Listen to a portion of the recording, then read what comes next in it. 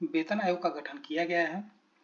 देखिए, जनवरी 2025 में इसकी घोषणा की गई थी, लेकिन अक्टूबर में इसकी नियुक्ति कर दी गई है।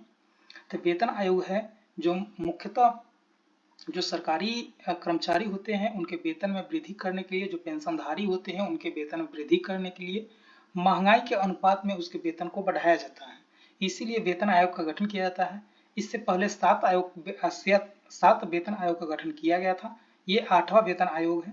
देखिए, इसके बारे में कुछ इंपोर्टेंट जो फैक्ट है उसके बारे में हम आज डिस्कशन करेंगे। देखिए, 8वें वेतन आयोग है जो केंद्रीय मंत्री ने 8वें वेतन आयोग के विचार विमर्श को मंजूरी दी है। तो हम अभी जिक्र किए कि जनवरी 2025 में इसकी घोषणा की गई थी, लेकिन अक्टूबर में इसे गठन कर दिया गया है।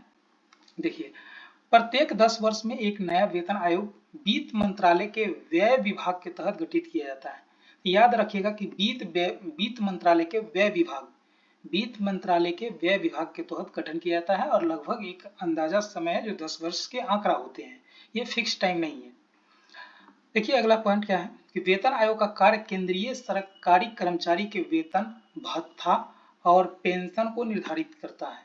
जो सरकारी कर्मचारी होते हैं केंद्र सरकार के, उनके वेतन, भत्ता और पेंशन और सुविधा में क्या क्या बदलाव होंगे उसके बारे में वेतन आयोग है जो जानकारी देता है। यह निर्धारण है जो मुद्रास्फीति, जीवन यापन लागत, यानी कि किसी भी जगह रहने में कितनी खर्च होती है उसे जीवन यापन लागत कहते हैं, और वेतन के समानता और न्याय की आवश्यकता को ध्यान में रखकर लिया जाता है। यानी कि जो मेनली इसका निर्धारण है कि कितना रुपया बढ़ेगा वो इन्फ्लेशन को देखा जाता है। जीवन यापन लागत यानी कि किसी भी शहर में रहने में कितना रुपया लागत आ रही है, और वेतन की समानता कि ज्यादा किसी भी अधिकारी का ज्यादा बड़ा ना हो जाए, किसी को बहुत कम ना हो जाए, उसकी समानता को भी ध्यान में रखा जाता है। उसके अनुसार वेतन आयोग के द्वारा केंद्रीय जो सरकारी कर्मचारी होते हैं उनके वेतन को बढ़ाया जाता है। आमतौर पर वेतन आयोग की अध्यक्षता एक सेवानिवृत्त सर्वोच्च न्यायालय के न्यायाधीश द्वारा की जाती है। देखिए, आमतौर पर किया जाता है, सामान्यतः जो भी वेतन आयोग के चेयरमैन आज तक बने हैं वो सेवानिवृत्त यानी कि रिटायर्ड सर्वोच्च न्यायालय के न्यायाधीश होते हैं, उन्हीं के अध्यक्षता में वेतन आयोग का गठन किया जाता है। ऐसा कहीं लिखा नहीं है, लेकिन अभी तक एक मतलब कि जब भी गठन हुआ है तो इसी को ध्यान में रखा जाता है कि सर्वोच्च न्यायालय के न्यायाधीश रहे हो, ऐसा ध्यान में रखा जाता है, कहीं लिखा नहीं है, ये बात ध्यान रखेंगे आप। 8वें वेतन आयोग की अध्यक्षता न्यायमूर्ति रंजना प्रकाश देसाई करेगी। देखिए, रंजना प्रकाश देसाई है, ये 8वें वेतन आयोग की महिला चेयरपर्सन है, और ये वेतन आयोग के अभी तक की महिला चेयरपर्सन पहली बन गई है। यानी कि 8वें वेतन आयोग, इससे पहले जो 7 वेतन आयोग का गठन हुआ था उसमें कोई भी महिला अध्यक्ष नहीं बनी थी। रंजना प्रकाश देसाई है जो पहली महिला वेतन आयोग के अध्यक्ष है, और ये सर्वोच्च न्यायालय के न्यायाधीश भी रह चुकी हैं। और इससे पहले रंजना प्रकाश देसाई है, इससे पहले गुजरात में यूसीसी यूनियन सिविल कोड के लिए वहां पर एक रोड मैप बना था, उसके लिए ये भी चेयरपर्सन वहां भी रह चुकी हैं। यानी गुजरात में जो यूसीसी के लिए जो रोड मैप बना है उसमें ये चेयरपर्सन रह चुकी हैं, और 8वें वेतन आयोग के लिए इनको अध्यक्षता संभालने को सौंपा गया है। वहीं देखिए, एक सचिव है जो पंकज जैन है, ये सचिव है जो 8वें वेतन आयोग है उसके सचिव पंकज जैन है। पंकज जैन है जो पेट्रोलियम मंत्रालय के अभी सचिव वर्तमान में है। एक सदस्य है जो पुलक घोष है, सदस्य है जो IIM अहमदाबाद IIT जो बेंगलुरु है उसके प्रोफेसर है, उनको सदस्य बनाया गया है। चलिए नेक्स्ट देखिए, रिपोर्ट आमतौर पर कहा गया कि 18 महीने के भीतर इनको प्रस्तुत करना होगा। वेतन वृद्धि है जो 1 जनवरी 2026 से लागू कर दिया जाएगा। वेतन है जो 18 महीने के रिपोर्ट है जो 18 महीने के बाद आएंगे, लेकिन वेतन वृद्धि है जो 1 जनवरी 2026 से लागू हो जाएगा, और जो भी रुपया बच जाएगा उनको, अधिकारी को, कर्मचारी को कि कितना रुपया बकाया है उसको इंस्टॉलमेंट पे या एक मुश्त में जो बढ़ा रहेगा वो एक मुश्त में दे दिया जाएगा, लेकिन माना जाएगा कब से लागू, 1 जनवरी 2026 से लागू माना जाएगा। देखिए, ये आयोग का गठन है वो किसके विचार के लिए, किस समीक्षा करेगा, उस पर किस विषय पर विचार करेगा, किसके लिए गठन किया गया है।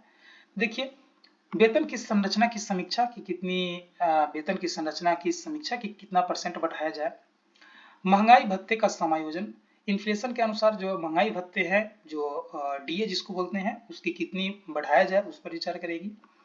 विभिन्न भत्ते व सुविधा की समीक्षा, जो सेवानिवृत्ति के लाभ यानी कि पेंशन जो रिटायर्ड होते हैं और एक मुश्त जो राशि सरकार के द्वारा दी जाती है उसके बारे में कि कितना मिला जाएगा उसका। वेतन असमानता को कम करने का कार्य करेगी और संरचनात्मक सुधार है जो किया जाएगा। तो इस प्रकार से ये जो काम है जो 8वें वेतन आयोग के गठन का कार्य करने के लिए ये किया गया है। 8वें वेतन आयोग के अंतर्गत 49 लाख से अधिक सरकारी केंद्रीय सरकारी कर्मचारी और 65 लाख पेंशन भोगी लाभान्वित हो 65 लाख से अधिक ही होंगे पेंशन भोगी है जो लाभान्वित होंगे। तो 8वें वेतन आयोग है जिससे लगभग 49 लाख जो अभी वर्तमान में केंद्रीय सरकारी कर्मचारी और 65 लाख पेंशन भोगी है वो लाभान्वित होंगे इससे। चलिए नेक्स्ट देखिए, इस पर आर्थिक प्रभाव क्या पड़ेगा। तो इसके लागू होने से उपभोग और आर्थिक विकास को प्रोत्साहन मिलेगा जिससे कर्मचारी तथा पेंशन भोगी के जीवन स्तर का उल्लेखनीय सुधार होगा, क्योंकि महंगाई के अनुसार उसके जीवन स्तर में सुधार लाने का प्रयास है जो भारत सरकार के द्वारा किया जाता है। न्यायाधीश अशोक कुमार माथुर की अध्यक्षता वाले 7वें वेतन आयोग 2016 का गठन किया गया था जिसे 1 जनवरी 2016 को लागू किया गया था।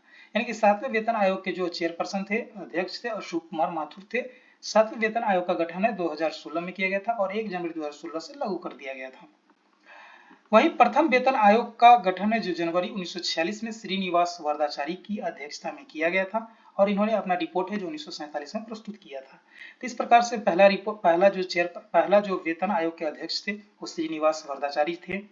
अभी लेटेस्ट जो 7वां चल रहा था उसके अध्यक्ष अशोक कुमार माथुर थे और जो अभी गठन हुआ है 8वां उसके श्री रंजना प्रकाश देसाई है जो 8वें वेतन आयोग का गठन किया गया है जिसके चेयरपर्सन है। तो देखिए जब भी वेतन आयोग का गठन किया जाता है तो मुख्यतः एक उसके अध्यक्ष, एक सचिव और एक सदस्य होते हैं। ये लोग मिल करके एक पे कमीशन जिसको वेतन आयोग कहते हैं और रिपोर्ट पेश करते हैं और उसके आधार पर जो केंद्रीय सरकारी कर्मचारी होते हैं उनके वेतन भत्ता और पेंशन जो रिटायर्ड हो चुके हैं उनके कितना बढ़ेगा वो महंगाई को ध्यान में रख करके इसको बढ़ाया जाता है। तो आज का हमारा यही टॉपिक था। जय हिंद, जय भारत।